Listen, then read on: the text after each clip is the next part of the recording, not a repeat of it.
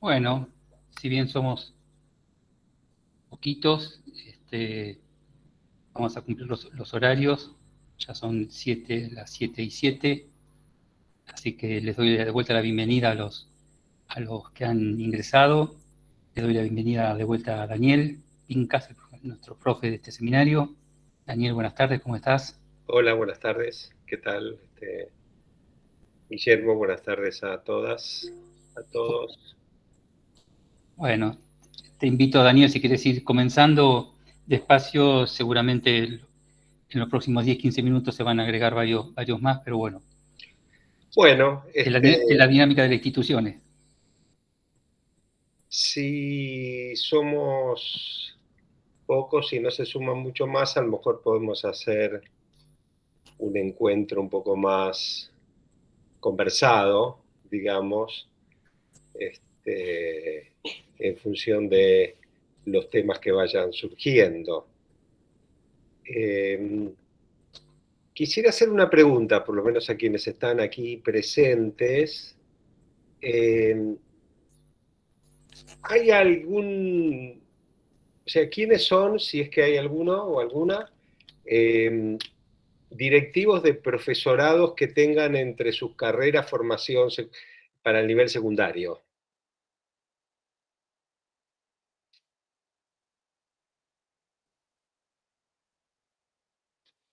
No hay nadie, hay pocos, pocas.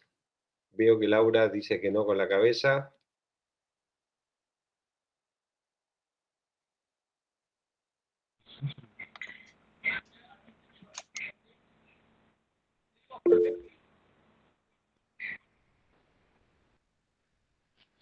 Carolina, tenemos el profesorado de matemática y lengua, Carolina Gorostegui.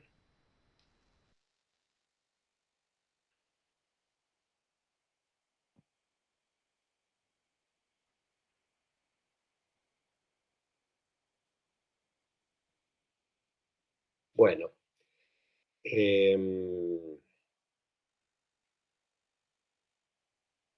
un minuto que voy a configurar un poquito para ver más participantes en la pantalla.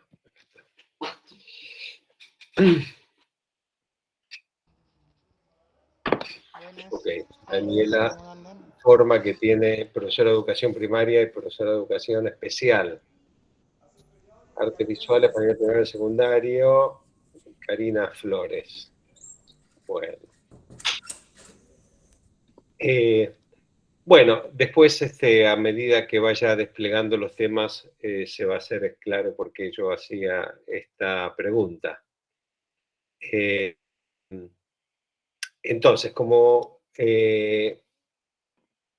les decía, voy a compartir nuevamente una presentación. Denme un minuto que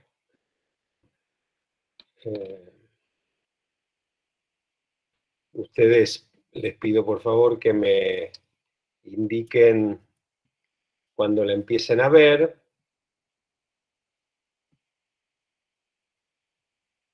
No sé si la están viendo ahora. Sí, Sí, se ve bien. Bueno, se ve bien. gracias.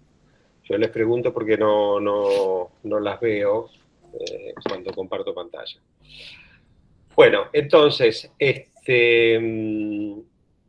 lo que vamos a ver hoy es algunos supuestos que asumen las políticas educativas sobre el cambio en la escuela. Y cuando digo la escuela, me refiero a la organización escolar en general, aunque pueda aplicarse a algún nivel educativo en particular, en principio educación, institución de educación superior y secundaria, y en algunos casos de primaria, estamos pensando en la organización escolar, en la escuela, pero en la escuela como organización en general.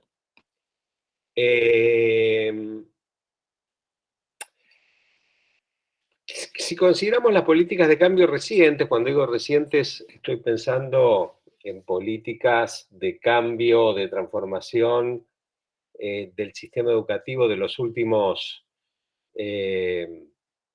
digamos así, 15 años, lo que se advierte como tendencia en la región, no solo en Argentina, pero muy especialmente en Argentina, es una idea que sostiene que las unidades educativas, es decir, las escuelas, los establecimientos, deben estar involucradas en las transformaciones. Son parte de las transformaciones, son parte de no son objeto, digamos, de las transformaciones solamente, sino que además deben producir ellas mismas las transformaciones. Son protagonistas, en algún sentido, los actores escolares de las transformaciones. Y yo voy a sostener, voy a proponer que esta tendencia, digamos, que las unidades educativas deben estar involucradas en las transformaciones, se explica en el caso de Argentina en dos argumentos. Uno es el que la representación docente, por decir los gremios, los sindicatos docentes, los gremios docentes, tiene acá hay un error, perdón, de edición, tiene una fuerte participación en algunas de las decisiones del gobierno del sistema educativo. La vez pasada, en la primera parte, en la parte informal, digamos, de la conversación, de la clase, antes del comienzo formal, algunas de ustedes hacían algunas referencias, creo que el propio Guillermo, sobre procesos de consulta y participación y en qué medida esa participación se veía plasmada en los resultados de las políticas que vehiculizaban o que recogían, digamos, las consultas.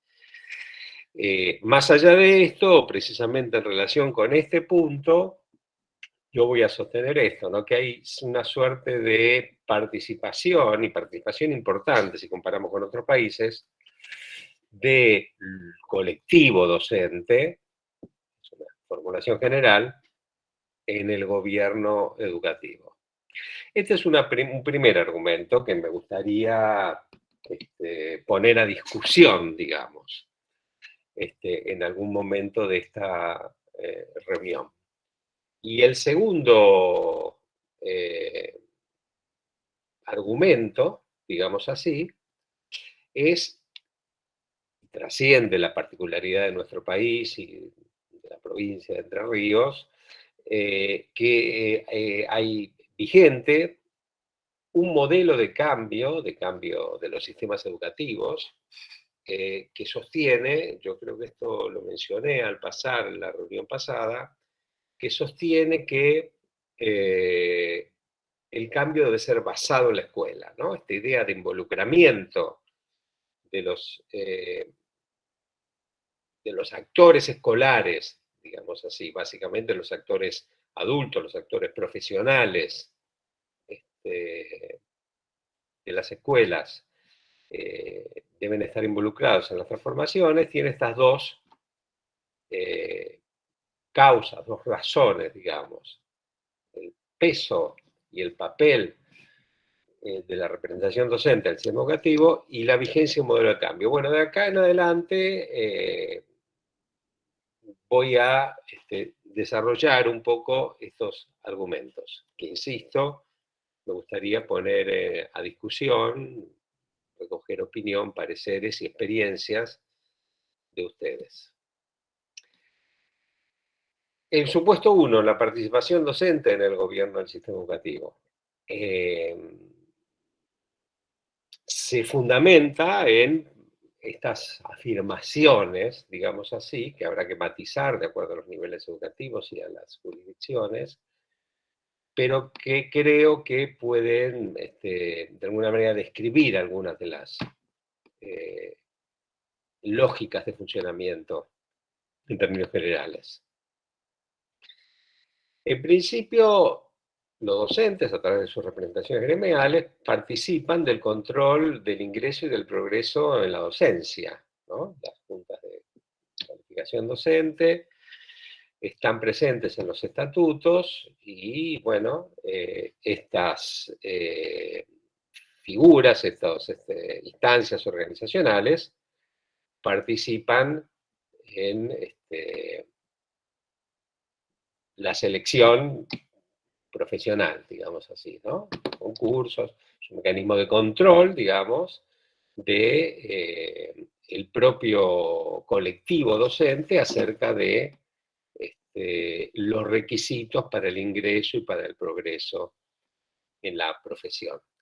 Esto, que es natural, digamos así, y muy valorado en el campo de la docencia, no es algo que ocurra en otras profesiones, digamos. Bueno, probablemente sí, el nivel universitario, digamos, con su sistema de autonomía y de concursos y de cogobierno, participe de esta figura, digamos, de una manera inclusive más profunda, más extendida. Pero no es común en otras profesiones que esto ocurra. En segundo lugar, existe una tendencia, insisto, reciente, cuando digo reciente, hablo de 20 años, y uso la palabra reciente porque, bueno, los sistemas educativos tienen más de un siglo de existencia.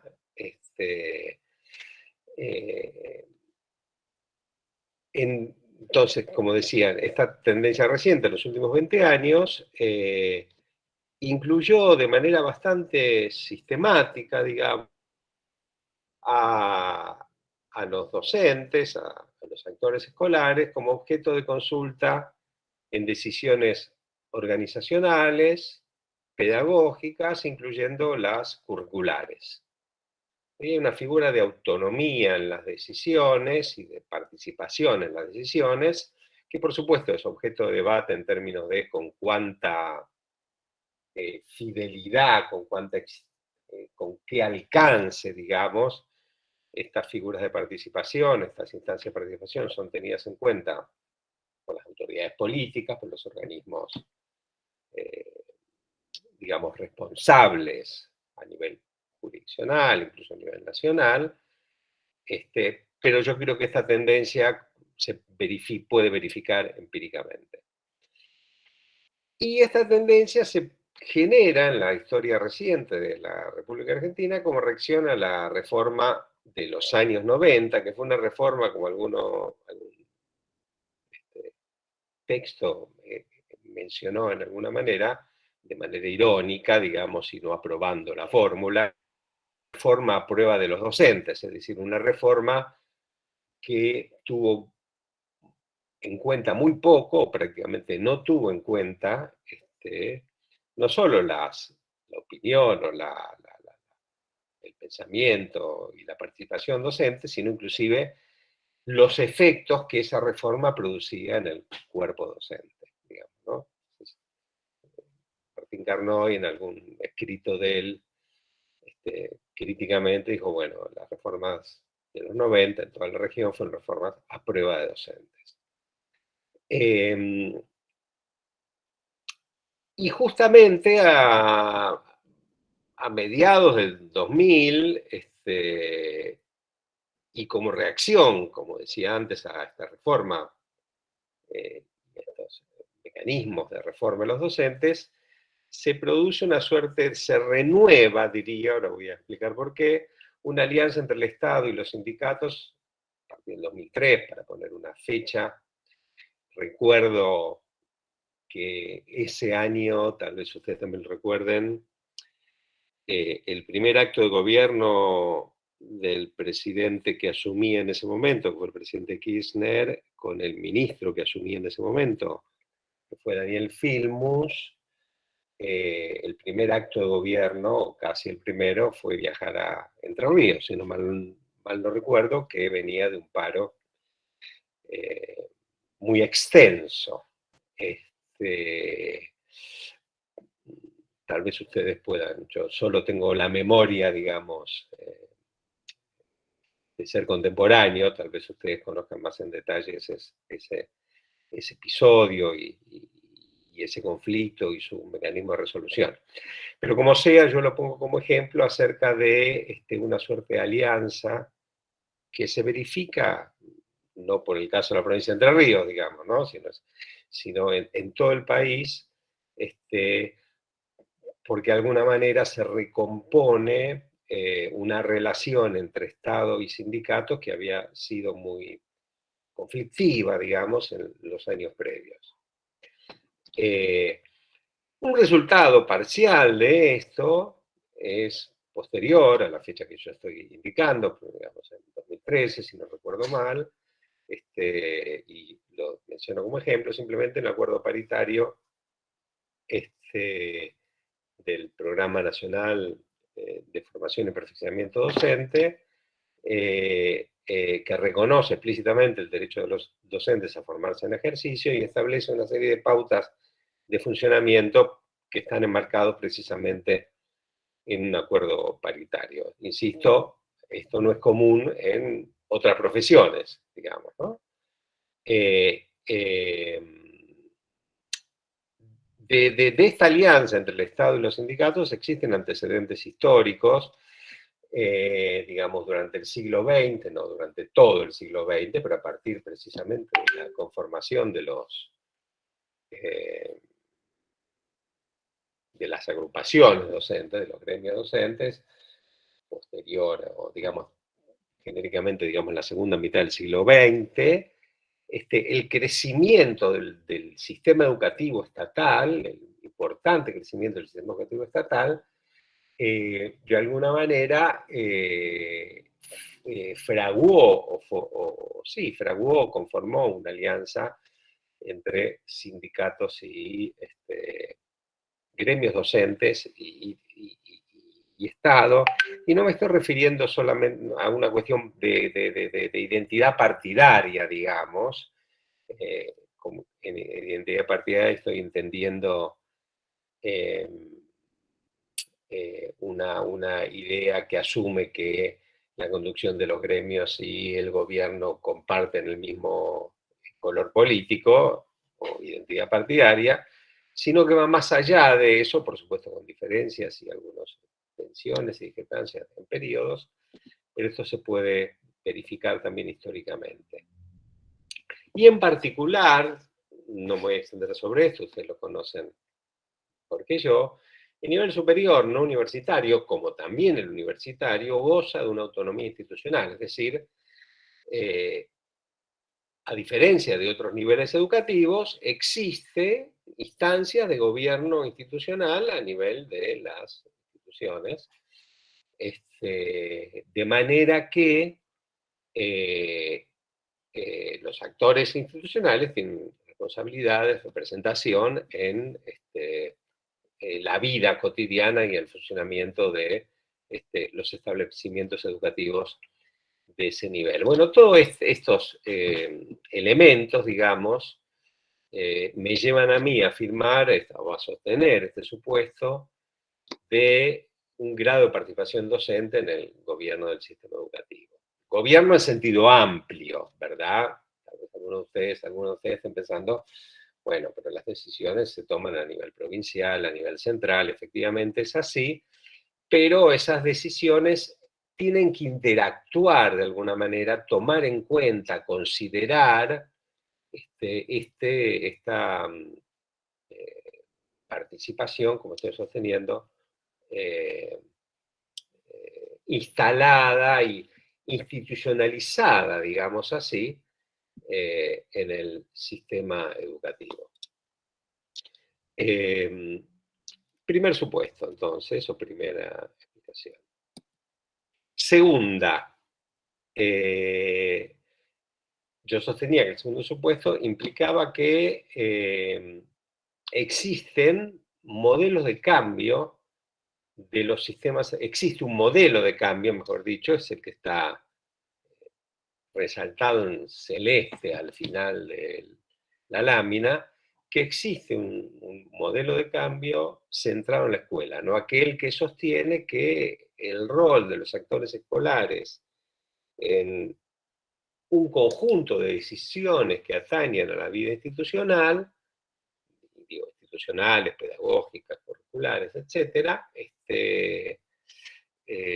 deben ser protagonizadas por estos actores. Esas decisiones deben ser, de alguna manera, especificadas, concretizadas, contextualizadas, puestas en marcha en las instituciones. Y este modelo de cambio no existió desde siempre, sino que también es un modelo, el último que figura aquí en esta lámina, que de alguna manera se forjó, digamos así, como reacción o como evaluación, resultado de los efectos, resultado de los efectos también de la reforma de los años 90. No sé si a ustedes les sorprenderá o atención que yo haga tanta referencia a estos años, pero fueron años, y en la región, no solo en Argentina, de experimentación, digamos, y de mucha producción, que, bueno, tuvo consecuencias en las formas de pensar la política educativa. Antes de este modelo que estoy diciendo que tiene vigencia actualmente, cambio central en la escuela, podríamos de alguna manera esquematizar modelos de cambio, 3 modelos de cambio que no es que han sido absolutamente abandonados, pero que tuvieron vigencia. El primero es el que se habrán oído hablar, probablemente estudiado y tal vez según sus perfiles de docencia, encarado temáticamente estos temas, las reformas estructurales en educación como primer modelo, ¿no? Cambiar desde la base los sistemas educativos. Un modelo. Los sistemas educativos no funcionan, funcionan mal, son ineficientes, estoy, digamos, parafraseando simplificadamente argumentos asociados a este modelo. Hay que cambiar, modificar los sistemas educativos de base. La estructura de los sistemas de base, sistemas educativos, por ejemplo, sus modos de gobierno, la participación del sector público y del sector privado, de provisión del servicio educativo, la gratuidad, la propia participación docente en el gobierno, bueno, eran vistos como problemas que de alguna manera limitaban los cambios necesarios para realizar, que eran necesarios realizar según se entendía en ese momento. En el caso de Argentina y de países federales, la figura de la descentralización, que en realidad no solo se puso en marcha en países federales, también en otros países como Perú, que no es un país federal, aunque sí, digamos, esa reforma se produjo un poco después, implicó de alguna manera, ilustra de alguna manera esas reformas estructurales. Esta idea de que, bueno, el servicio educativo, los servicios públicos, porque no solo se refirieron a educación, también salud, la reforma de salud en Argentina fue muy similar a la reforma educativa, en términos de el esquema de transferencia de establecimientos educativos y de salud, deben estar, ese es un poco el discurso que lo fundamentaba, deben estar más cerca de quien recibe la prestación, en este caso la familia, ¿no? Y utilizo estas palabras, servicio educativo, prestación, etcétera, porque era la manera que, digamos, las teorías de reforma del Estado en la época tenían usaban para referirse a la educación, inclusive a la salud.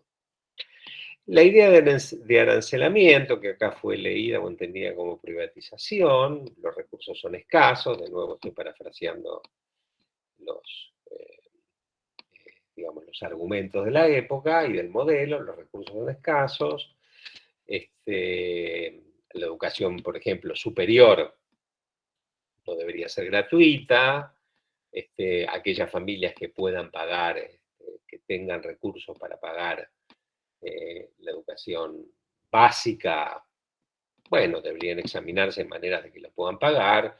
No es justo, digamos, el argumento de alguna manera se esgrimía de la siguiente manera: no es justo que quienes podrían pagar por su educación no lo hagan, mientras que todos subvencionamos o sostenemos la educación con impuestos. Bueno, fueron argumentos que se discutieron en la época y motorizaron algunas de las reformas estructurales. En Argentina no plasmaron, en ningún país en general plasmaron todos los principios de las reformas, pero algunos de esos principios se extendieron y de alguna manera impactaron, bueno, en la política educativa del momento, en las discusiones del momento. El segundo modelo se refiere a lo que uno podríamos denominar, y es una perspectiva economicista, como la anterior también, la función producción, controlar los resultados, ¿no? El modelo sostiene que, algo que nosotros sabemos, la función educativa tiene resultados que son difíciles de, bueno, por supuesto medir, pero también de advertir de forma inmediata, digamos, como tiene resultados no tangibles o que se pueden de alguna manera visualizar a nivel macro y con el paso del tiempo, ¿no? Países desarrollados que tienen recursos humanos altamente calificados, por ejemplo, o sociedades con altos niveles educativos, altos niveles de escolarización, son sociedades más cohesionadas, modernizadas, etc. Estoy enunciando argumentos que de alguna manera reflejan o son leídos como efectos y resultados del sistema educativo, pero no inmediatos, y además mediatizados por un conjunto muy importante de variables. Entonces, este modelo sostiene es necesario fijar estándares, es decir, resultados concretos, medibles, de cada nivel educativo, si es posible también medibles en cada establecimiento, y responsabilizar a los profesionales, a las escuelas, a los directivos, a los funcionarios, las funcionarias, por esos resultados. Y penalizarlos, de alguna manera, para lograr, bueno, que se alcancen los resultados deseados, digamos. Esto es la función producción, digamos. No debe poder medirse la producción, digamos así, entre comillas, que es lo que produce el sistema educativo en términos de aprendizajes y de resultados académicos de los estudiantes. Bueno, figura en el siguiente modelo la expresión evaluación, pero una manera de responsabilizar y de medir los resultados son precisamente la instalación y la expansión de los dispositivos y los sistemas y los operativos de evaluación de la calidad, que inclusive en algunos casos, no en el caso de Argentina, en algunos países, alcanzaron todavía, como el caso de Chile, están vigentes, y evaluar a docentes, ¿no? Es decir,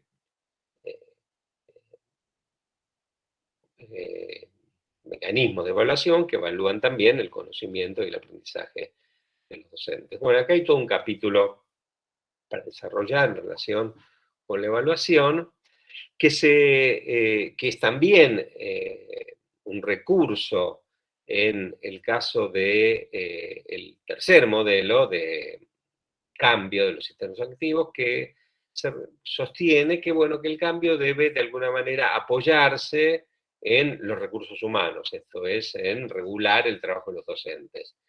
No solo en términos de profesionalización, es decir, de ofrecer instancias de perfeccionamiento, de capacitación en servicio o fuera de servicio, etcétera, etcétera, sino también los procesos de selección. Ustedes habrán escuchado, tal vez leído alguna literatura pedagógica hace algunos años que sostenía o que generó un debate acerca de a qué tipo de población está alcanzando, por ejemplo, los institutos de formación docente. ¿Quiénes son los grupos sociales y las personas? ¿Cuál es la trayectoria social de las personas que eligen formarse como docentes? Entonces allí hubieron algunos debates que sostenían, por ejemplo, que los estudiantes, las estudiantes aspirantes a la docencia, en realidad eligen estas carreras como segunda, tercera o cuarta opción, después de o fracasar en algunos intentos previos, o eligen por descarte, porque sus opciones anteriores no resultaron satisfactorias, o porque hay una imagen acerca de que la formación docente es de alguna manera menos exigente que otras carreras de nivel superior, pensando específicamente en formación docente, ¿no? En los institutos de formación docente. Bueno, estas visiones, digamos, y este debate, de alguna manera, estaban asociados a este modelo.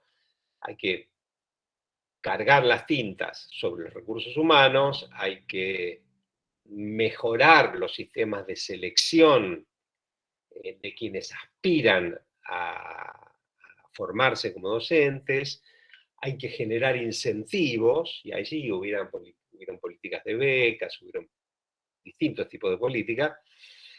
Por supuesto, en este debate estaba quienes sostenían, bueno, si mejoran los salarios docentes, probablemente tengamos más éxito en la captura de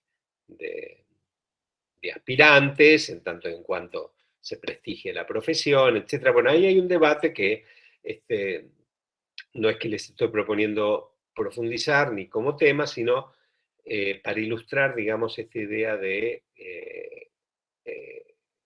un modelo de cambio basado en la regulación del trabajo docente, de la selección docente y de los recursos humanos. Estos modelos, sobre todo y el que se centra en los recursos humanos, no es que hayan perdido vigencia, pero según parece, digamos, este último, digamos, están al servicio, digamos, o estarían subordinados a este último de el cambio centrado en la escuela, cuyos rasgos principales, digamos así, voy a pasar a enumerar ahora.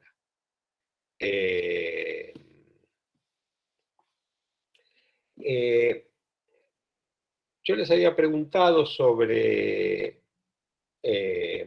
quiénes eran o estaban a cargo, eran directivos de profesores de educación secundaria, porque voy a ilustrar esta figura de cambio centrado en la escuela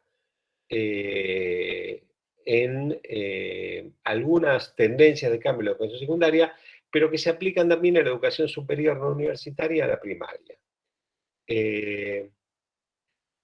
En principio, como más marchas y contramarchas y fracasos, éxitos parciales y fracasos de la reforma de los 90, se conceptualiza o se aparece como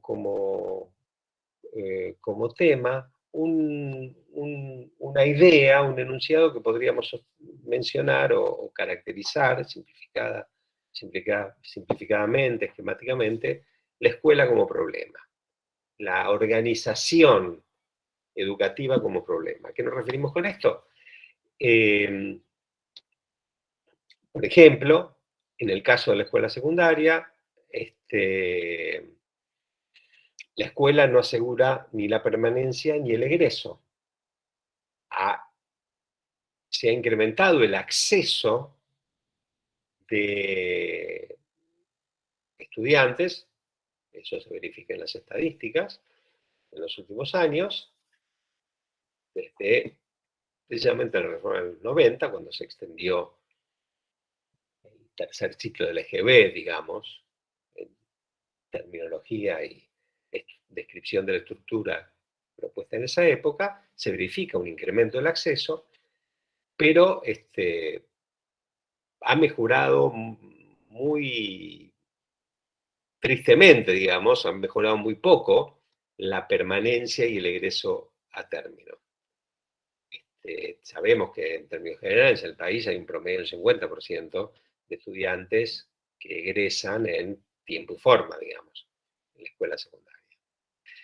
No conozco los datos del nivel superior no universitario, pero tengo entendido también, de hecho Nancy trabajó algunos de esos datos, Nancy Montes, que hay un problema análogo, digamos, en el nivel superior. Cuando decimos que este enunciado, un tanto provocador, por ahí la escuela como problema, estamos queriendo decir que las concepciones acerca de cuáles son las dificultades que transitan los estudiantes, las estudiantes dentro del sistema educativo, ya no son solo visualizadas, no son únicamente visualizadas, asociadas a las problemáticas precisamente de condiciones de vida, de condiciones sociales, pobreza, problemas de vivienda, necesidad de trabajo, etcétera, etcétera, sino también, o estas condiciones, mejor dicho, que no están excluidas, las dificultades que no están excluidas, son leídas a través de la manera que la escuela, que los establecimientos educativos la procesan estas condiciones de vida. En ese sentido estamos diciendo la escuela como problema. Es decir, no es solamente carencia, por ejemplo, de capital cultural de quienes ingresan al sistema de educación superior, al subsistema de educación secundaria, sino es la manera como los establecimientos educativos, como la organización escolar, procesa y atiende o no atiende estos problemas. Se identifica, por ejemplo, los problemas de las transiciones entre niveles y ciclos, el pasaje de un nivel a otro, primario a secundario, secundario a terciario, superior, y entre los ciclos al interior de cada uno de los sistemas educativos, digamos, las estadísticas muestran una caída de matrícula en estos hitos de pasaje que se llaman transiciones.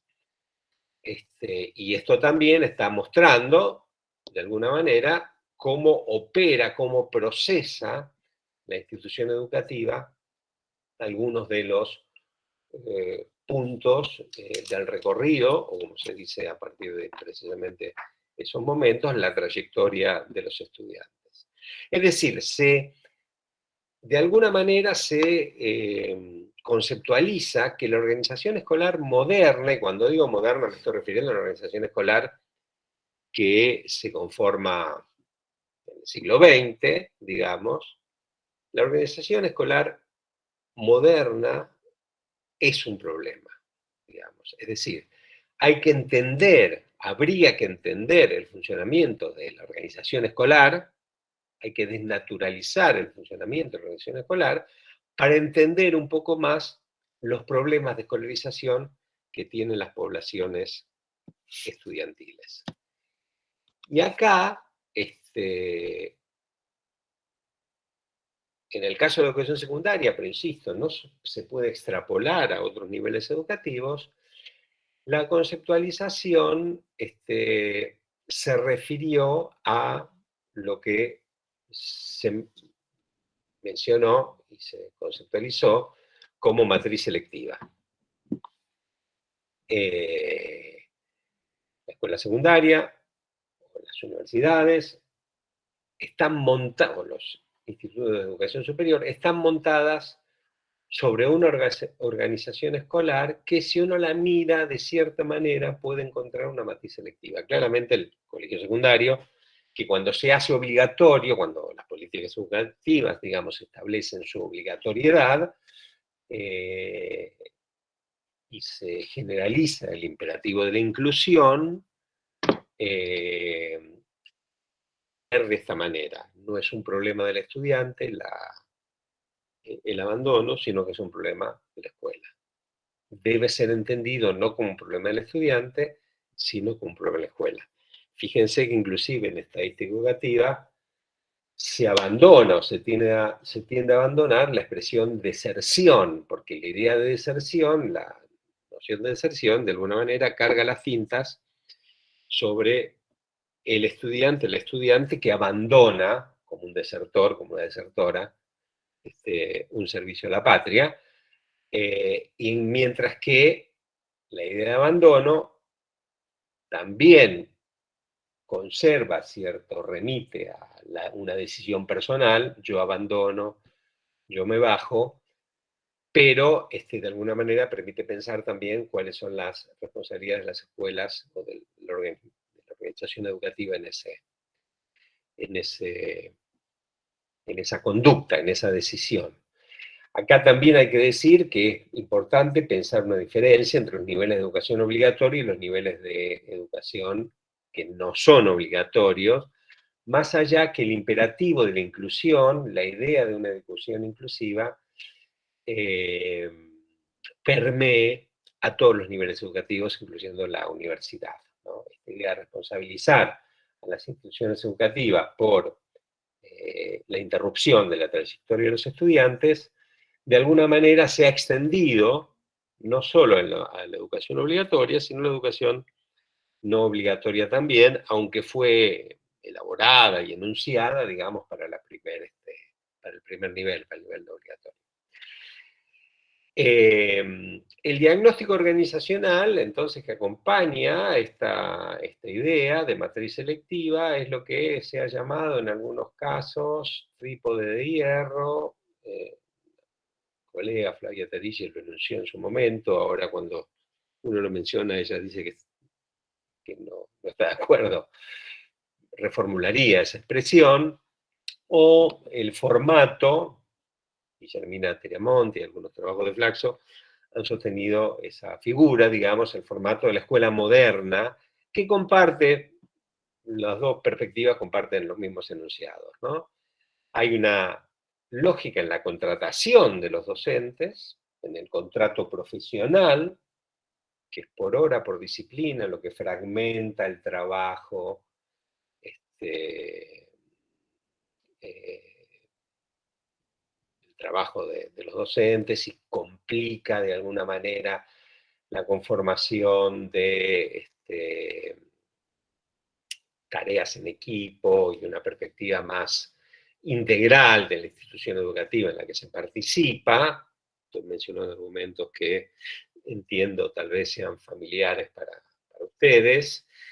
El currículum, organizado por disciplinas, se aplica al secundario, se enunció para el secundario, pero se aplica también a la formación superior. No tenemos más que ver los planes de estudio, los diseños curriculares de los profesorados, con sus 3 campos de formación, 2 campos de la formación general y de la formación específica, compuestos por disciplinas, también otros formatos, seminarios, talleres, pero priman, digamos, las disciplinas. Y la idea de una escuela graduada por años, esto es relativo en relación con la educación superior, pero, digamos, en el caso del nivel secundario, de la promoción en bloque, ¿no? Digamos, se aprueba todo el bloque, uno se puede llevar algunas previas, 2 previas, 3 previas, depende del régimen académico de la provincia, y si no, se repite el año, ¿no? Esta idea de repetición como, entre comillas, solución pedagógica, digo entre comillas porque está bastante probado que la repetición no resuelve, no es una medida estrictamente pedagógica, como, digamos, decisión institucional que está en la base de el abandono, ¿no? Y inclusive el bajo rendimiento. Ustedes habrán visto, si han trabajado o han visto las evaluaciones, los resultados de las evaluaciones, aprender u otros operativos previos, como el ONE, y no solo en Argentina, en muchos países, existe una alta asociación entre bajo rendimiento y repitentes, ¿no? Cuanto más años de repitencia tiene el estudiante o la estudiante, menos rendimiento en algunas asignaturas tiene, lo que pareciera reforzar la idea de que, bueno, la repetición no es una solución pedagógica, sino más bien es una decisión administrativa. Luego, este diseño organizacional de alguna manera se plasma en rutinas que, bueno, genera inercias, digamos, es lo que algunas teorías han denominado también la gramática de la escolarización, digamos, ¿no? Es decir, esta forma de funcionamiento de las organizaciones, y esto es aplicable a cualquier nivel educativo, de alguna manera, bueno, termina cristalizándose en prácticas, en rutinas, todos nos manejamos dentro de esas lógicas, y, se convierten, bueno, en modelos de funcionamiento difíciles de cambiar, aunque todos estemos de acuerdo, o la mayoría estemos de acuerdo, en que su funcionamiento debería modificarse. Bueno, esta es una primera parte, llevamos, bueno, son las 8 menos 5, llevamos un buen rato de monólogo, digamos, y yo quería recoger eventualmente algunas reacciones antes de pasar a una segunda parte, en donde voy a ir a una propuesta instrumental, por decir así, menos abstracta, para analizar las capacidades de qué recursos disponen los institutos de formación docente o los institutos de educación superior para participar de esas iniciativas de cambio que, como decía antes, la política educativa sostiene o propone que debería involucrar, digamos así, a los actores educativos. Dejé de compartir pantalla, veo que se han incorporado más personas, y quería, bueno, escuchar algunas preguntas, algunas reacciones, algunos comentarios, disidencias, etc. Así que, como la vez pasada, estoy abierto a intervenciones.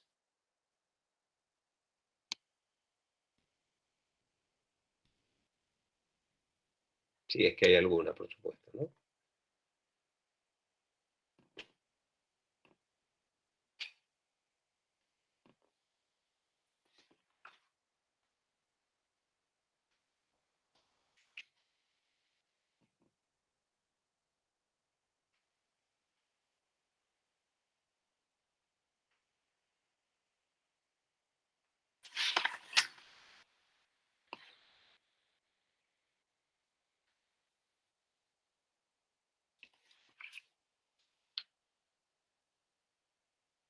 Si quieren escribirlo en el chat.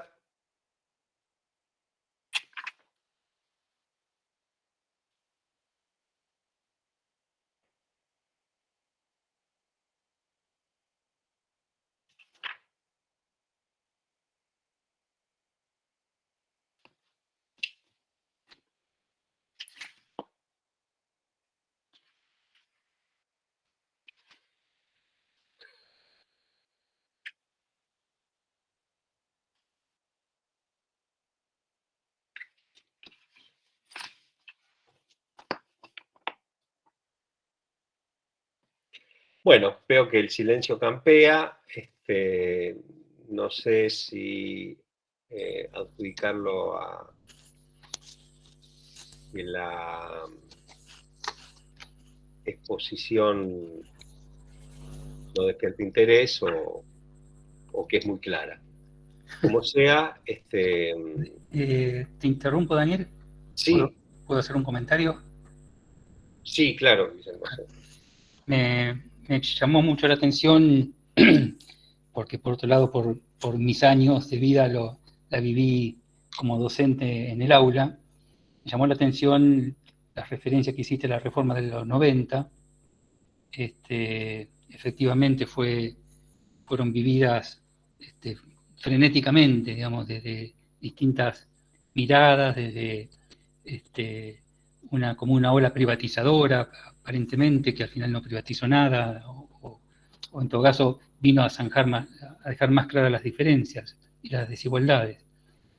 Y cuando decías eso, a mí se me planteaban como, bueno, como que hay dos opciones, dos modelos, ¿no? O la educación la dejamos en manos del Estado, ¿no? Entonces el Estado, digamos, monopoliza la educación, y por lo tanto desprivatizamos la educación, que sería a veces alguna mirada de un extremo, o sin ser un extremo, sería una mirada, ¿no? Es decir, que lo privado no participe en nada en la educación, que la educación sea estrictamente, esté en manos del Estado. O la otra opción es un poco la que en la práctica se da, que participe la iniciativa privada, digamos, en el desarrollo, en el sistema educativo. De hecho, hay muchas instituciones, se llama pública de gestión privada, ¿no? No me estoy haciendo referencia a eso, estoy haciendo referencia a las instituciones estrictamente privadas. Y estas instituciones, digamos, en la existencia, universidades privadas, por ejemplo, universidades estatales, siguen de alguna manera reproduciendo las desigualdades, focalizándose en el mérito, en el esfuerzo, el que no llega a la universidad es porque no se esfuerza, porque es un vago, porque por esto y por lo otro. Y el otro modelo, digamos, el anterior, de alguna manera tampoco me deja del todo conforme. Es decir, ¿Cuál, perdón, el anterior me perdí? Cuando te refieres al anterior es al del monopolio estatal. claro, es decir, tampoco me deja satisfecho, soy honesto en esto, ¿no? Si, bueno, si le diéramos al Estado todo el monopolio de la educación, ¿no? Yo creo que sería una herramienta bastante complicada, porque de alguna manera manejar todo el sistema educativo, tener en sus manos todo el sistema educativo, es una herramienta muy fuerte, como si le quedara liberada totalmente a manos del privado. Digo, entre estas opciones, ¿qué modelo educativo pensar, Daniel? ¿Cómo pensar un modelo educativo que respete el proyecto de país, que respete las mayorías, o digamos, lo que un país quiere, pero sin que se convierta, digamos, en la herramienta de monopolio de manejo, ¿no? Para terminar convirtiendo una democracia en demagogia? Es un poco una pregunta que me surgía cuando vos planteabas esto de la reforma de los 90. Y es una pregunta que tengo desde aquellas épocas, ¿no? Porque yo me acuerdo que había instancias de participación previo a la reforma de la ley, pero discutíamos, yo me acuerdo, no sé si algún colega que está aquí presente también estuvo en esa instancia, pero me acuerdo que discutíamos, por ejemplo, sí, como para meternos en el mundo teníamos que saber, aparte de inglés, una tercera lengua más. Y me acuerdo que se discutía, ¿no? Que tenía que ser el portugués porque estamos acá, Brasil es nuestro socio más cercano, entonces tenemos que manejar el portugués, si no los brasileños nos Y van a además caer. porque recién se había creado el Mercosur y era una política regional. Bueno, se decía el portugués, no, decían otros el italiano, porque es la lengua de muchos, de muchos hijos y nietos de inmigrantes. No faltaba quien dijera el chino, el mandarín, y también por ahí algunos, me acuerdo que dijo una profesora de lengua una vez, ¿por qué no le enseñamos español? Porque ni siquiera saben escribir en español. O discutíamos la doble escolaridad, me acuerdo, la escolaridad completa o la escolaridad simple. Es como que discutíamos menudencias, pero ya inmerso en un modelo de país. No se discutió el modelo de país, qué país queríamos. Se discutió, a ver, si agregamos una hora más, si agregamos la escolaridad completa, si en la primaria iba hasta noveno grado, si extendíamos la secundaria, si la secundaria hacíamos ella especializado, pensando en el mundo del trabajo. Entonces, es como que a mí me sigue quedando un agujero en blanco muy grande en el medio, ¿no? Entre la educación en manos del Estado totalmente o como se ve actualmente con participación del mundo privado. Es un planteo que supongo no tiene una respuesta, y por eso es una pregunta, ¿no? Porque es una pregunta porque no tiene respuesta, porque cuando la pregunta tiene respuesta ya deja de ser pregunta. Bien, era eso lo que quería comentar, Daniel. Me arrepentí de haber abierto el micrófono. Eh, Si quieres corto y borro. no, está muy bien, está muy bien. Ahora voy a ensayar algunas ideas. Por supuesto, no tengo respuesta, como bien decís, en la pregunta central. Aquí estoy viendo además un comentario de César Weber que dice, lo leo para todos y todas: pensamos que aún permanecen problemas de cambio y los institutos superiores de formación docente contamos con recursos escasos para revertirlo, ya que la mayoría son inherentes a las políticas educativas que deberían repensar o revisar los modelos. Bueno, retomo después de la conversación, de lo que planteó Guillermo, esta cuestión, a partir de lo que tengo pensado plantear en la segunda parte, digamos, que precisamente tiene que ver con qué recursos, escasos o no, de acuerdo que son escasos, digamos, tienen los institutos de formación docente para ser parte de algunas de las iniciativas de cambio en la provincia de Entre Ríos, por lo menos. Un planteo muy abstracto, un ejercicio, una especie de ejercicio va a ser, digamos, ¿no? Que espero, bueno, promueva ideas y el debate. Vos sabés, en relación con lo que planteabas, Guillermo,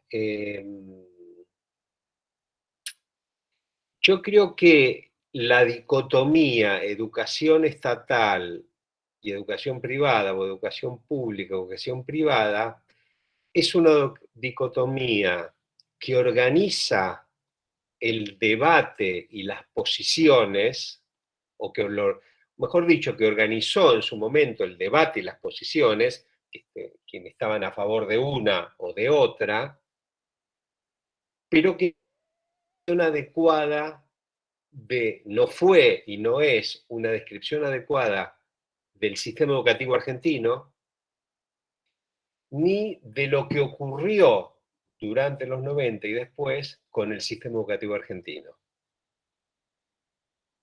¿No? Insisto, es una dicotomía que piensa la realidad, pero no es una foto exacta de la realidad, digamos así, y tampoco nos puede permitir ver la película de lo que pasó. Es una opinión muy personal y, por supuesto, discutible, digamos, ¿no? Polémica. Pero, a ver, lo aclaro un poquito más. En la Argentina siempre hubo educación privada, digamos. Es decir, prestadores no estatales que ofrecían el servicio. Y durante, digamos, auge de la escuela primaria y también en el crecimiento de la educación secundaria y muy especialmente en la educación superior, fue básicamente la Iglesia Católica, digamos, el gran prestador de educación privada.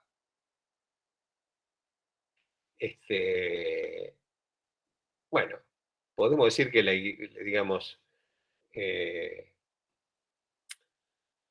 la gran institución educativa hasta fin del siglo XIX fue la Iglesia, digamos, ¿no? En Europa y en América. Irrumpe el Estado moderno y disputa ese monopolio con la Iglesia. Pero digamos, si uno describe el sistema educativo, argentino siempre hubo educación pública y educación privada. Claro, hubo un debate acerca de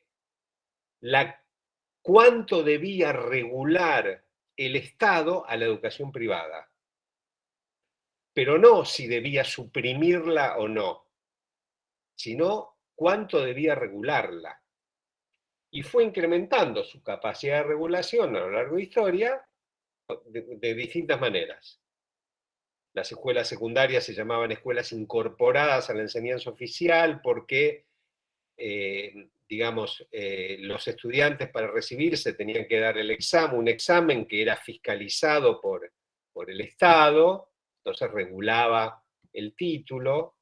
La famosa polémica universitaria de laico libre, que se refería a la creación o no de instituciones, universidades privadas en los años, fines de los años 50, con el gobierno de Frondizi, se resolvió de alguna manera, bueno, disputaba precisamente eso, no se podían, no es que no estaba permitido crear instituciones privadas, sino que las instituciones privadas no podían emitir títulos válidos, y entonces el Estado era una manera de regular esa oferta.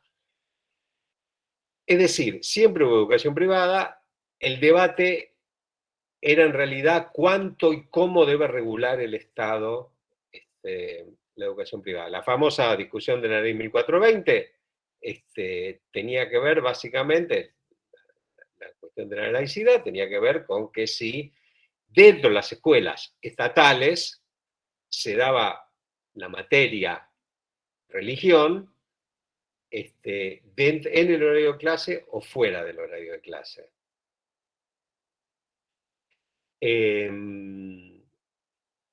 Estoy viendo aquí otros aportes.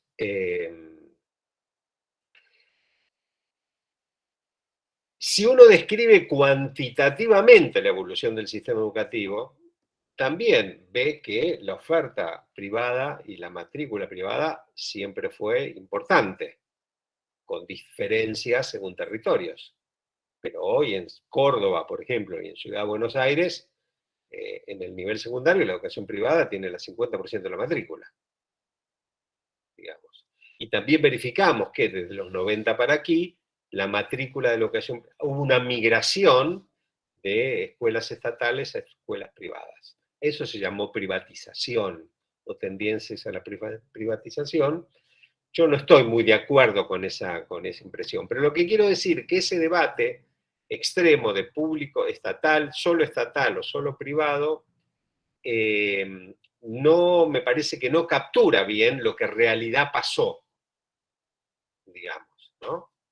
Es decir, organiza debates porque extrema argumentos y genera adhesiones, digamos, pero no describe realmente lo que pasó.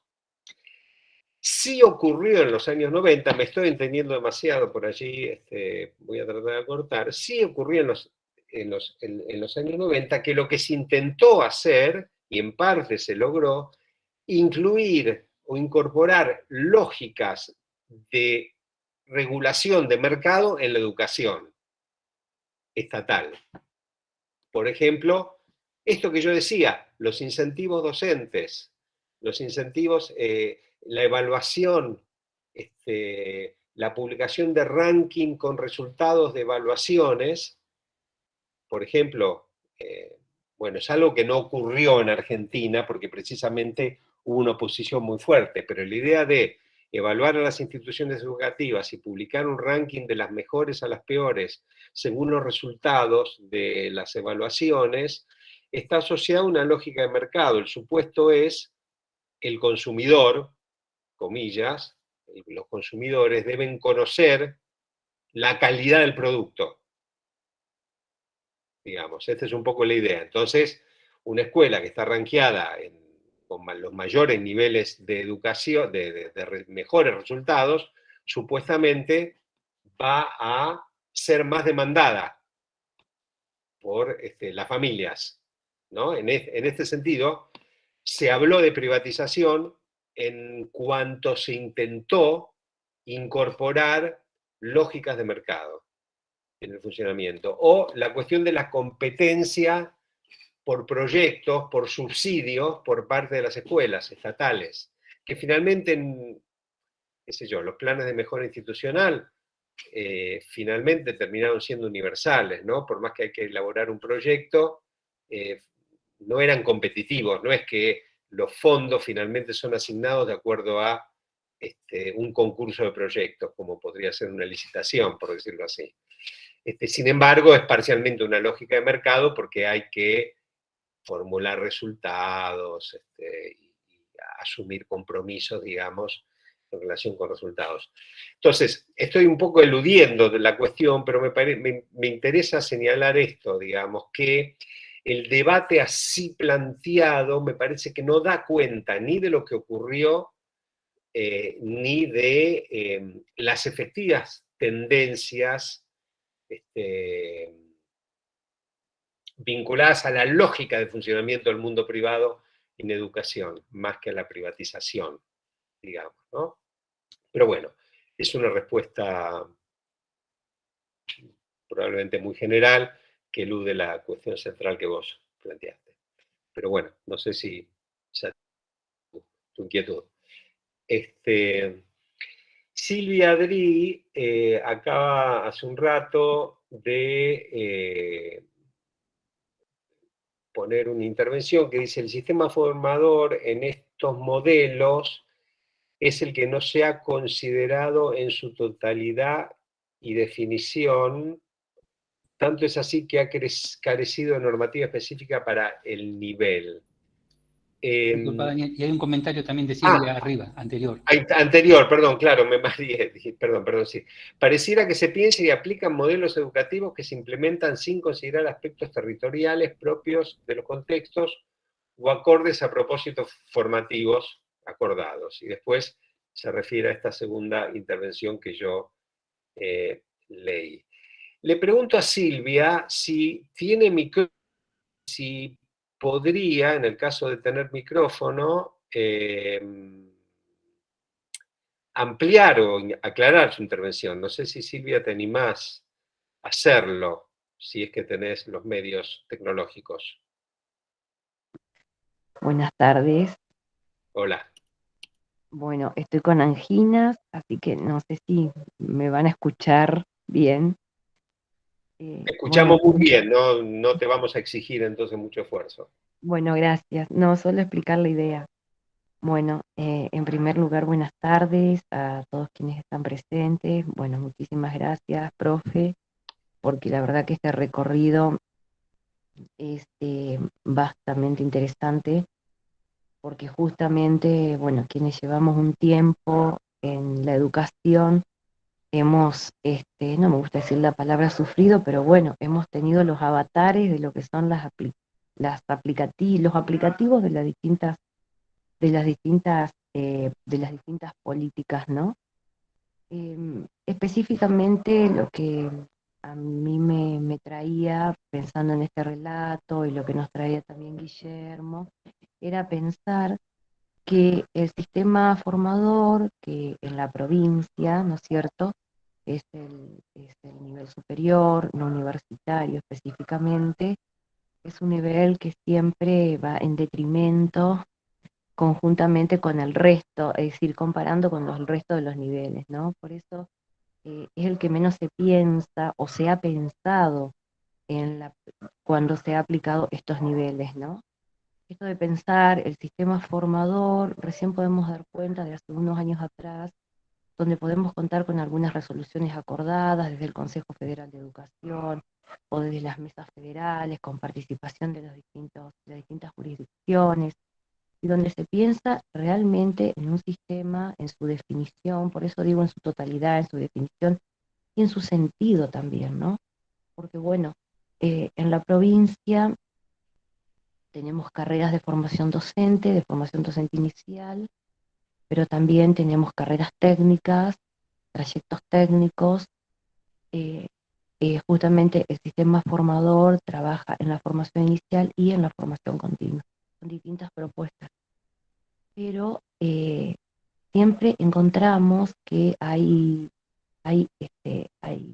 casos o en algunos puntos no encontramos la normativa o debemos sentarnos a escribir esa normativa que dé cuenta de todo este trabajo, porque justamente, ¿no? Yo recuerdo como para citar un ejemplo, recuerdo hace unos años atrás que no teníamos, al menos en la jurisdicción, bueno, ¿qué pasaba con las estudiantes, no sé, embarazadas, por ejemplo? ¿Cómo, de qué manera nosotros podíamos? Entonces, que buscábamos normativa en otros niveles, estoy hablando hace 15 años atrás, ¿no? Buscábamos normativa en otros niveles, pensábamos, bueno, hoy estamos con otro tema también candente que tiene que ver con la inclusión. Entonces decimos, ¿qué pasa con aquellas personas, estudiantes o aspirantes a estudiantes eh, bueno, que justamente, ¿no? Debemos pensar en la inclusión desde los institutos de formación? Entonces, a un comentario anterior de un colega decía que no contamos con recursos. Bueno, tenía que ver, ¿no? Por ahí pensando en esto de los modelos y digo, siempre es el sistema formador quien de alguna manera, bueno, no se lleva la mejor parte. No sé si me logré explicar. Gracias por el espacio. Muchas gracias, Silvia, por la ampliación de tus intervenciones. A ver si entiendo bien, o si no entiendo mal, vos estás diciendo que simplifico mucho, por supuesto, ¿no? La intervención, que en un esquema de prioridades, digamos, el sistema formador en la provincia y tal vez en otras regiones del país no ha sido prioritario, digamos, y que eso de alguna manera se refleja, por ejemplo, en la ausencia de normativa, aunque mencionás que ha habido algunas normativas del Consejo Federal y trabajos en mesas federales, pero que algunas problemáticas que son encaradas por otros niveles, como bueno, las estudiantes embarazadas y su problema de trayectoria, los problemas de inclusión, recién ahora están siendo incorporados, ¿no? Es como, si no entiendo mal, está diciendo, bueno, hay una suerte de dinámica que prioriza, por decir así, claro, ausencia normativa y recursos, que prioriza otros niveles. Bueno,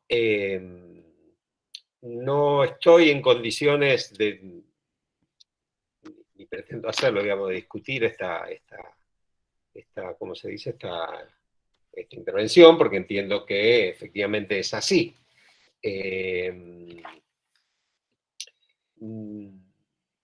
No tengo claro, digamos, cuáles son las vías posibles de encarar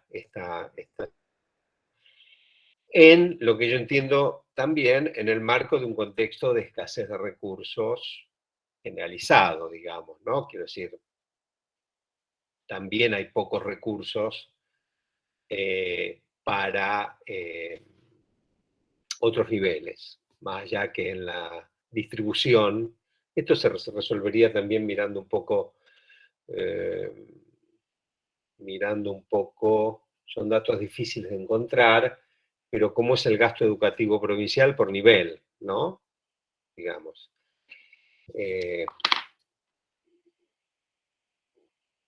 Estoy tomando nota. Quiero decir,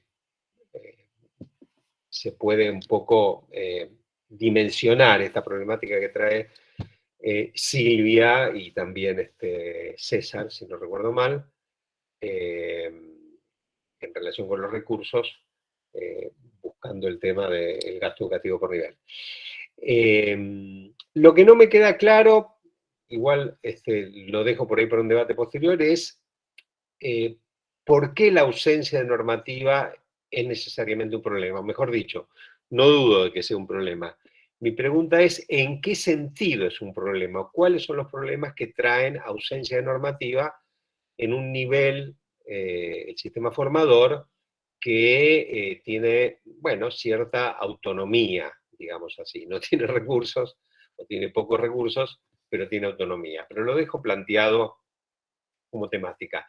Porque quiero ir ahora a, queda media hora, un poco más, algo que quería plantear, que yo lo enuncié como una temática instrumental, digamos así, y va a ser como extraño, digamos, pero déjenme plantearlo rápidamente para ponerlo al debate. Voy a compartir pantalla nuevamente. Deme un minuto entonces. Tengo que... Te comento, Daniel, que estás creando una incógnita total, ¿eh?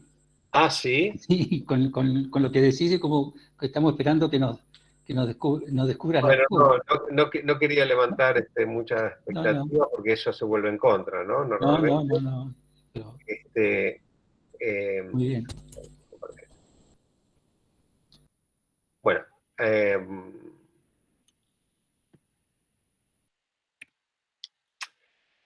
yo hice un ejercicio que espero que me sigan, aunque hay pocos colegas que tienen, digamos así, involucramiento específico del sistema formador en educación secundaria. Pero quise tomar una iniciativa, digamos así, provincial, y hacer una reflexión sobre ella, digamos. En el marco de lo que venía diciendo antes, digamos. Esta idea de que los actores educativos deben involucrarse en el cambio. Cuando digo deben involucrarse en el cambio, no es que yo pienso que deben involucrarse en el cambio. Por supuesto que me parece bien que tengan participación, pero lo que quiero decir es que es un modelo de cambio que supone este deber ser, ¿verdad? Entonces, en las 100 propuestas para la educación interriana, no sé si estoy diciendo que correctamente, digamos, el nombre, en el marco de esas 100 propuestas hay un programa, un proyecto, una iniciativa que se llama Acontecer, ¿no? Que se refiere a una propuesta de cambio en la educación secundaria entrerriana, que mirada en algún sentido no es muy diferente a propuestas de cambio que se pueden ver en otras provincias. Por supuesto que tiene particularidades, pero en algún sentido forma parte de una tendencia general, digamos. No es algo traído de los pelos, por decir así. El modelo, la iniciativa Acontecer hacia la reconfiguración de la escuela secundaria entrerriana, enuncia estos objetivos, yo marco en celeste algunas palabras clave: diseñar y desarrollar políticas que transformen la organización de la escuela. Marco esto porque yo había enunciado previamente que la escuela, la organización escolar es un problema en estas concepciones que traía como para desarrollar la idea.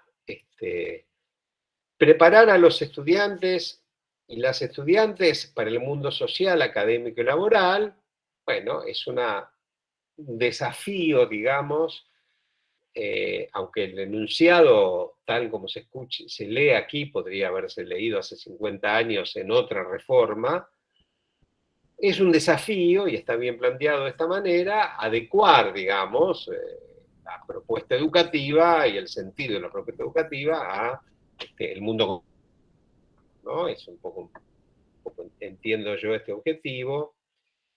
Y después, fortalecimiento institucional y acompañamiento de las trayectorias escolares, bueno, está asociado también a esta idea de educación inclusiva, a esta idea de, no lo mencioné, omité mencionarlo, pero de la educación como derecho, ¿no? Esta idea de que, bueno, es responsabilidad de los establecimientos educativos que los estudiantes, las estudiantes cumplan con trayectorias completas y de calidad, digamos, así, digamos, ¿no? Y para ello es necesario un fortalecimiento institucional. Bueno, esto es por supuesto estoy haciendo una selección de la lectura de esta iniciativa Acontecer. Ahora, ¿por qué le estoy proponiendo este ejercicio? Esto es una preocupación, no diría que personal, pero es una preocupación, digamos, que yo asumo. Primero me parece interesante generar y promover una reflexión sobre la eficacia de estos encuadres de cambio, la regulación docente. ¿Funciona o no funciona este modelo que yo describía como centrado en la escuela? Una reflexión también, porque son discursos sobre nosotros, sobre los docentes. O sea, son expresiones que orientan, sugieren o instalan deber ser, deber hacer de los docentes. Deberían hacer tal cosa, deberíamos hacer tal otra. Entonces, bueno, ¿qué es lo que está implicando este conjunto de discursos sobre el hacer docente? Una preocupación, que insisto, ¿no? ¿Por qué me interesa proponer este ejercicio? Porque también tiene detrás una preocupación por la atención o la desatención a las condiciones materiales necesarias para que se produzcan los cambios. Recién se hablaba, hace un rato, tanto Silvia como César se referían a los recursos. Bueno, condiciones materiales es más amplio que los recursos, pero los involucra, digamos, ¿no? Hay una preocupación en las iniciativas, hay una evaluación, digamos así, acerca de los recursos disponibles para los cambios que se proponen.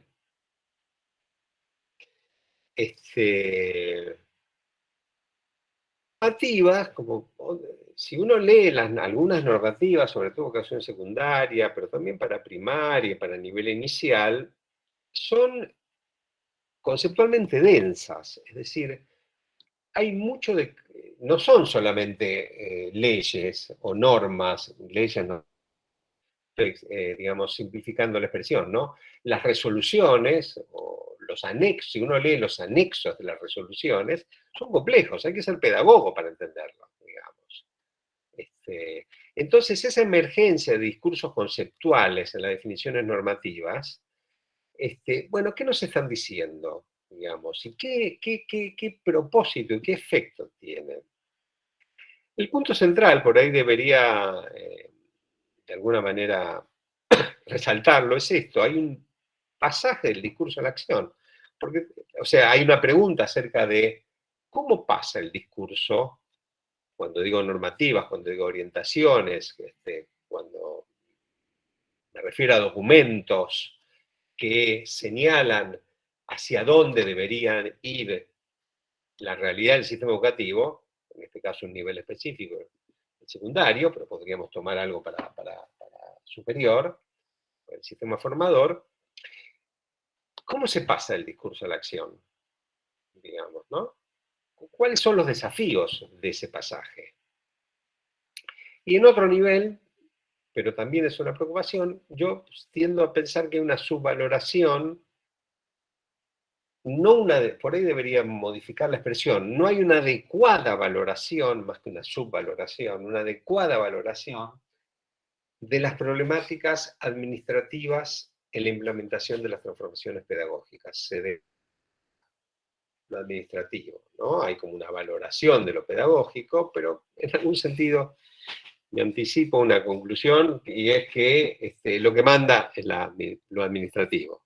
El problema administrativo finalmente se deglute, digamos así, o limita, para decirlo de una manera más adecuada, las transformaciones pedagógicas. Bueno, estas son las razones por las que yo quiero hacer un ejercicio. Y este ejercicio tiende a convertirse en una suerte de diagnóstico, digamos. Diagnóstico instrumental que se pregunta por qué capacidades y qué recursos tiene en este caso el sistema formador para ser parte de una transformación. Transformarse él mismo, ser parte de su propia transformación, y al mismo tiempo ser parte de la transformación, en este caso de la escuela secundaria. Insisto, tomo un ejemplo, pero tal vez podríamos hacer un ejercicio similar si tomábamos una iniciativa para educación, para formación, para educación inicial, o para educación primaria, o para las relaciones entre sistema de formador y sistema productivo, digamos. Si nos corremos de la formación docente, digamos, si pensamos en educación técnico-profesional de nivel superior y inserción de los grados en el mundo productivo, digamos, ¿no? Si enfocáramos este tema o una iniciativa orientada a fortalecer esta relación, digamos, yo creo que podríamos hacer un ejercicio similar, análogo, digamos, por supuesto no el mismo. ¿Por qué? Porque esta idea de la figura de las reformas centradas en las escuelas, en los establecimientos, en los sectores escolares, suponen, perdón, hay un error de tipeo ahí también, una distribución de responsabilidades entre los distintos niveles de decisión y una distribución de tareas entre el nivel de gestión provincial, podríamos incluir el nacional también, pero nos estamos refiriendo al provincial, los niveles intermedios de gestión y los niveles institucionales, digamos. Supone una distribución de tareas y una distribución de responsabilidades. ¿Quién hace qué? ¿Quién es responsable de qué? ¿Está clara esta división de tareas? Y luego supone también la necesidad de hacer un diagnóstico de capacidades. ¿Existen los recursos para hacer lo que se quiere hacer?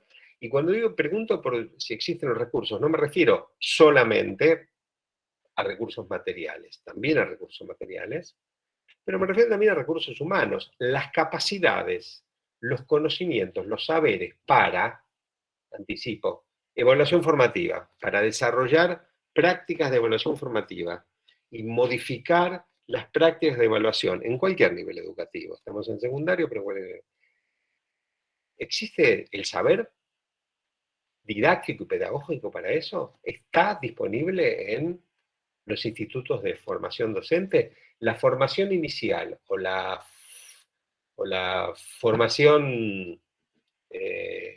formación docente continua, digamos, ¿está en condiciones de ser parte de esa transformación?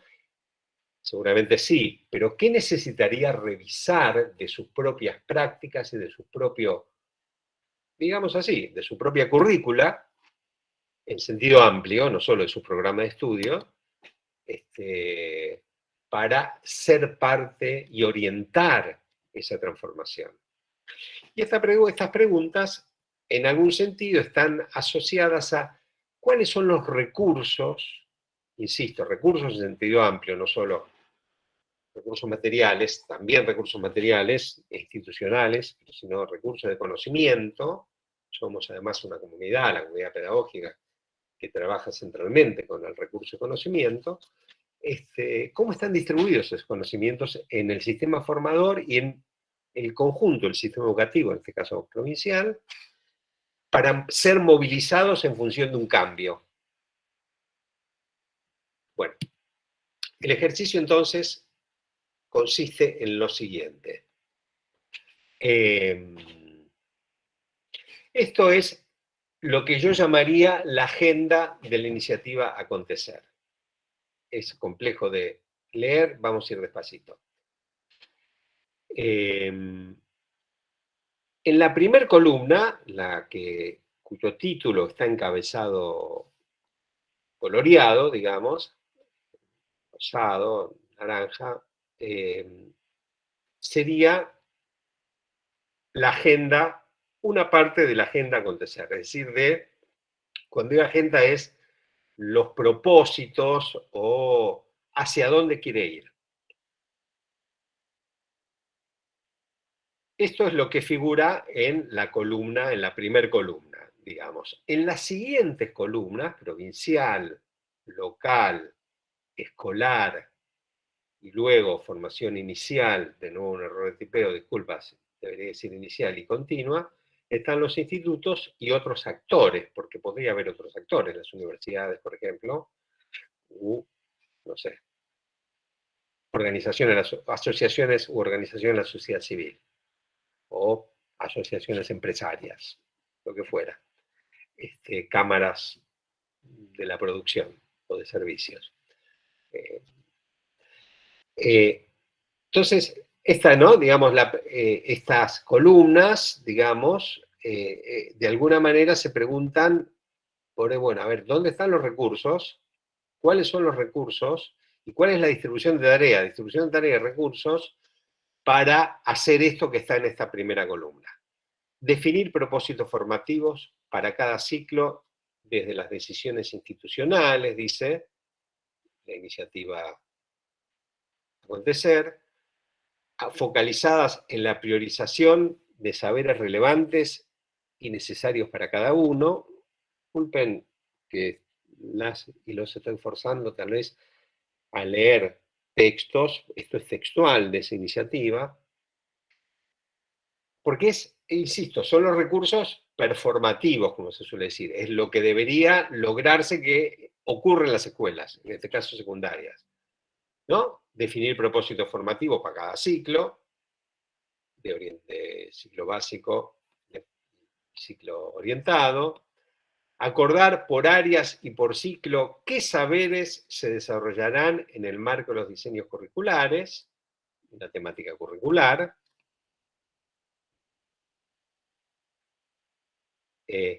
revisar acuerdos didácticos que sostienen y fundamenten la enseñanza desde todas las disciplinas. El punto acá son los acuerdos didácticos, es decir, deberían en las instituciones llevarse a cabo acuerdos didácticos.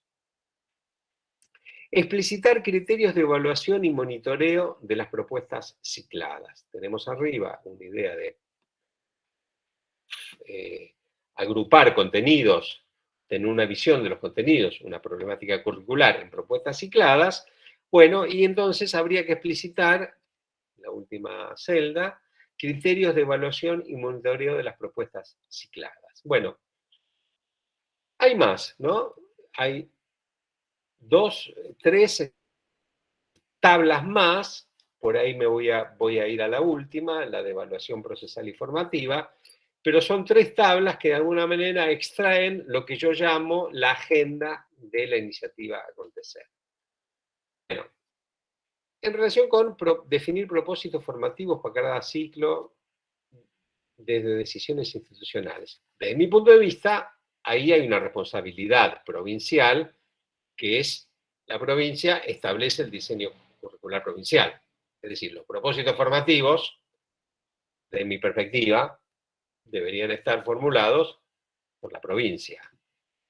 La instancia local o, digamos, de intermedia formulará orientaciones para que en las escuelas, que es el nivel escolar, se formulen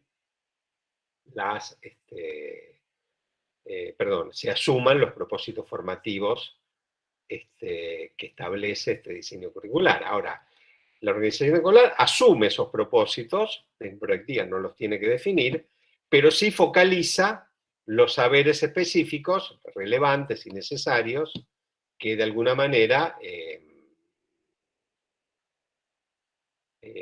corresponden a esos propósitos. Y los institutos, el sistema formador, desde mi perspectiva, ustedes lo discutirán, acordarán o matizarán, etcétera, asume esos propósitos formativos para el nivel que es secundario, porque no los define, y los debe incluir como insumo, como dato, digamos así, en su actividad formativa. Voy a saltear, bueno, no, voy a seguir un poco, digamos, tengo miedo de tornarme reiterativo y pesado, digamos, ¿no? Pero digamos, segundo punto de la agenda del acontecer, acordar por áreas y por ciclo qué saberes, falta un acento, mil disculpas, se desarrollan en el marco de los diseños curriculares. Bueno, los diseños curriculares supuestamente ya están establecidos. ¿Cuál es la división de tareas? Y la provincia, el nivel provincial, formula orientaciones. El local formula orientaciones. Y el nivel escolar construye los acuerdos. ¿Verdad? Construye los acuerdos por área y por ciclo en relación con los saberes que están propuestos en el diseño curricular. Me quedo acá en blanco, me faltó poner, es un error, ¿cuál sería el aporte del Instituto de Formación? Es decir, ¿cuál es el recurso de conocimiento que dispone un instituto del sistema formador en, por ejemplo, el campo de la formación general, o creo que más apropiadamente el campo de la formación específica, digamos, en un profesor de biología o en un profesor de geografía, para facilitar o participar, en el caso que corresponda, de esta definición de acuerdos por áreas, por ciclo, en relación con los saberes que deben desarrollarse, digamos. Vamos a los acuerdos didácticos. Ahí nos falta tal vez una definición de qué se entiende por acuerdos didácticos. La provincia de Córdoba trabaja desde hace muchos años con la expresión acuerdos didácticos y tiene como algunas especificaciones en relación con eso. Pero está sosteniendo que el cuerpo docente de una institución, digamos, tiene que revisar sus acuerdos didácticos. En esta distribución de tareas, ¿cuál es la responsabilidad provincial? ¿Cuál es la responsabilidad local? Está claro que el acuerdo didáctico es una formulación del nivel institucional, del nivel escolar. ¿Cuáles son, le pregunto al sistema formador, los aportes didácticos de los campos de formación para la construcción de esos acuerdos? Supongamos que las escuelas secundarias vinculadas al sistema formador, entiendo que hay una vinculación en relación con el campo de la práctica, por ejemplo, realizan consultas. ¿Cuáles son las capacidades de asesoramiento o de colaboración? Tal vez asesoramiento no sea la palabra más adecuada. O cuáles serían las iniciativas, si es que cabe la pregunta, de formación continua para colaborar con esta, para llevar, digamos, recuerden la lámina que proponía antes, digamos, pasar del discurso a la acción, digamos. Bueno, ¿cuál es el recurso de conocimiento disponible para pasar del discurso, revisar los acuerdos didácticos que sostienen y fundamentan la enseñanza, etcétera, etcétera, etcétera? Estoy leyendo la fórmula, tal como lo formula la agenda acontecer, a la acción, es decir, para producir realmente acuerdos didácticos. Por supuesto que en esta conversación podría introducirse, bueno, cuál es la condición, lo habíamos mencionado antes, de la institución, las posibilidades que tienen los docentes y las docentes, profesores, profesoras de nivel secundario, para disponer de tiempo, encontrar espacios de reunión para formular estos acuerdos didácticos.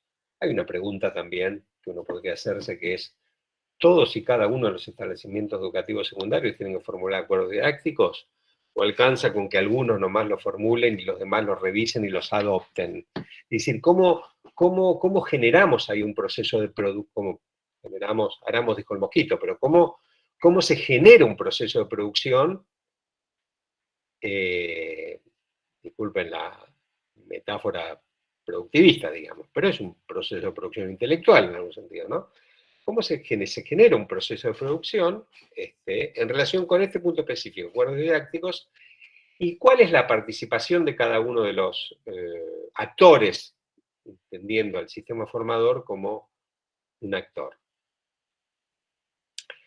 Voy a saltear y voy a ir al tema de la evaluación, que es un tema muy candente, digamos, ¿no? Porque la agenda de la CONDECER plantea, también es una agenda para el Instituto de Formación Docente, ¿no? La problemática de la evaluación procesal y formativa. Reformular los regímenes, las concepciones y las prácticas de evaluación. Bueno, el ejercicio podría ser similar, digamos. Si la agenda de acontecer plantea como ítem la inclusión de una evaluación formativa y multireferencial en propuestas de enseñanza por ciclo y abordajes integrales e interdisciplinarios, ¿cómo es la distribución de tarea para llevar del discurso a la acción? Y cuál es la responsabilidad de cada uno de los actores y del sistema formador. Las didácticas generales y las didácticas específicas, por ejemplo, tienen contenidos vinculados a la evaluación y a la evaluación formativa que permitan una reflexión y, de nuevo, una producción de conocimiento y formulación de instrumentos, porque la escuela tiene que formular instrumentos de evaluación. Rúbricas, distintos instrumentos, no me refiero a las pruebas, digamos, ¿no? Sino herramientas para la evaluación, que es obtener información acerca de los procesos de aprendizaje, ¿verdad? Bueno, tiene que poder construir herramientas para obtener información y para muchas otras funciones relacionadas con la evaluación. Bueno, el currículum, la currícula de del sistema formador, tanto en niveles de formación inicial como en formación continua. ¿Qué tienen para ofrecer y qué tienen para transformar sus propias prácticas de evaluación? Bueno, este ejercicio se podría hacer, digamos, es como un enunciado, ¿no? Que en el caso que se perciba o se considere como fértil, bueno, debería ser trabajado participativamente, digamos así, y perfeccionado, por supuesto, corregido y especificado, insisto, en el caso que se evalúe como un ejercicio fértil, digamos así, ¿no? Pero la cuestión que quería operativizar e ilustrar con este ejercicio, que para no aburrir y por cuestión de tiempo lo paso así rápidamente, es,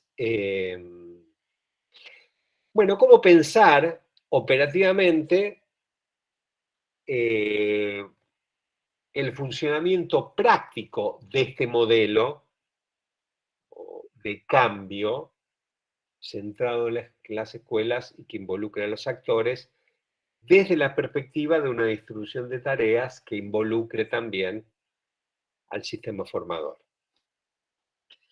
Bueno, voy a dejar de compartir pantalla. Son las 9:10. Vuelvo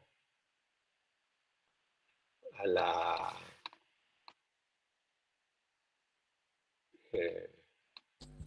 aquí donde veo las caras, recursos humanos, dice José Luis,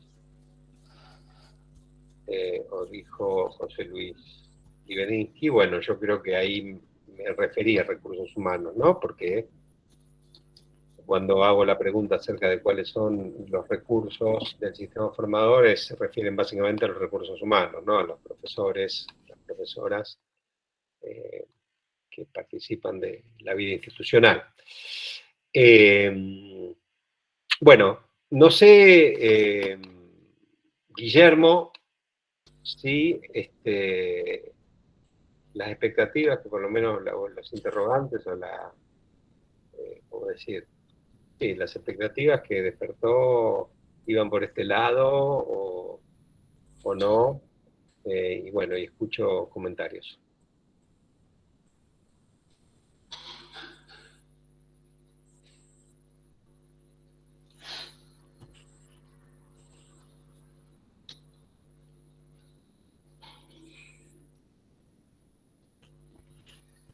O sea, la pregunta académica es, ¿le resulta muy traído de los pelos esto que planteo? ¿Como ejercicio?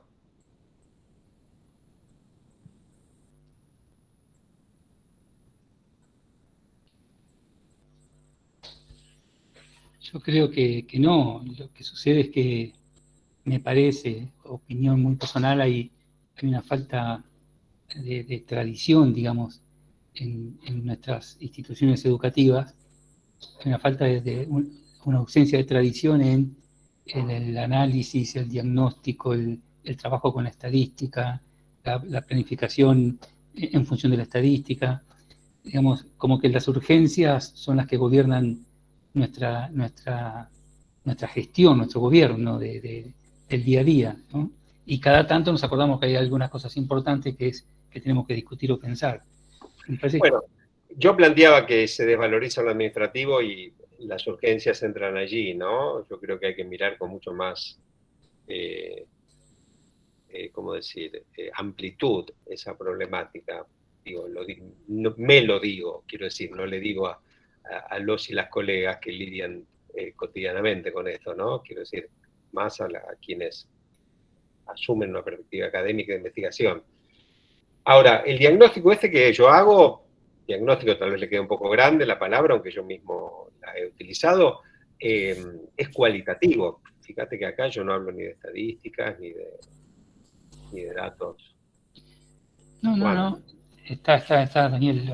Lo enmarco también en lo que venimos desarrollando en toda la capacitación. Claro. Y por lo tanto en lo que vimos en su momento con Nancy o después con Bárbara, sí. Lo enmarco un poco en todo ese marco, valga la redundancia. Sí, conversé mucho con Nancy sobre su presentación y conozco lo de Bárbara. Sí.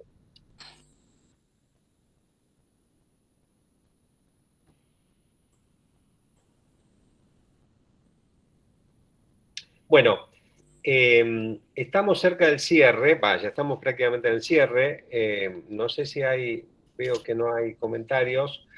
Yo les voy a proponer, recién puse a Guillermo, de abrir un foro en donde yo les propondría a partir de, no sé si mañana o el viernes, sí, tiene que ser antes del viernes, ¿no? Mañana o pasado, unas consignas, bueno, porque me gustaría orientar la última clase, la próxima, o vincularla, digamos, a intervenciones o a debates que a ustedes les parezca que vale la pena plantear. No les prometo que pueda convertir todas esas inquietudes en temática de clase, digamos, pero sí me gustaría vincularla con esa última participación de mi parte. Perfecto. Entonces, mañana o pasado ya estaría subiendo la consigna en el foro, ¿no, Daniel? Exacto. Bueno, cuando la sube ya automáticamente todos recibimos una notificación por mail y se puede comenzar a participar. Bueno. Eso ya hemos hecho 2 foros, así que han estado los dos muy ricos y muy interesantes. Muy bien. Bueno, no sé si alguien quiere hacer algún comentario para ir cerrando.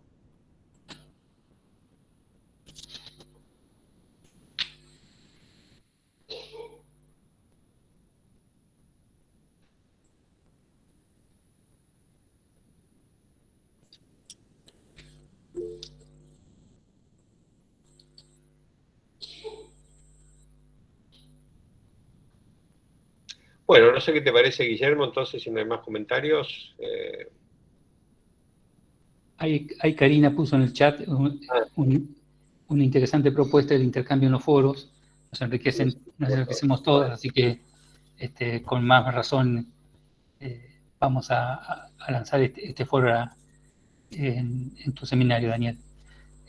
No, de mi parte todo bien, ya cerremos aquí y largamos el foro y nos vemos la próxima clase, que es la última, ya es el próximo martes 4, ¿verdad? Así que Exactamente. ahí nos encontraremos nuevamente. Muy bien. Muchas gracias, Bueno, Daniel. gracias a todos, a todas. Gracias, Guillermo, y nos vemos el martes que viene. Gracias a todos. Buenas noches. Y nos Gracias vemos a el martes. todos. Ok. Gracias, adiós, hasta la próxima.